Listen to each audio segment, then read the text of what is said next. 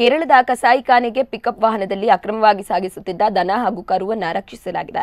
ಕುದ್ದುಪದವು ಕಡೆಯಿಂದ ಕಂಡ್ಲಗೋಡು ಮಾರ್ಗವಾಗಿ ಕೇರಳಕ್ಕೆ ಪಿಕಪ್ ವಾಹನದಲ್ಲಿ ಸಾಗಿಸುತ್ತಿದ್ದ ವೇಳೆ ಸತೀಶ್ ಎಂಬವರು ಅನುಮಾನ ಬಂದು ವಿಚಾರಿಸಿದಾಗ ವಾಹನದಲ್ಲಿದ್ದ ಪೆರುವಾಯಿ ಗ್ರಾಮದ ಅಬ್ದುಲ್ ಸಾಬ್ ರಜಾಕ್ ಯಾನೆ ಪುತ್ತು ಬ್ಯಾರಿ ಆತನ ಅಣ್ಣ ಮೊಹಮ್ಮದ್ ಶರೀಫ್ ಅಸ್ಪಷ್ಟ ಉತ್ತರ ನೀಡಿ ಮುಂದಕ್ಕೆ ಹೋಗಿ ದನ ಮತ್ತು ಕರುವನ್ನು ರಸ್ತೆ ಬದಿಯಲ್ಲಿ ಇಳಿಸಿ ಪರಾರಿಯಾಗಿದ್ದಾರೆ.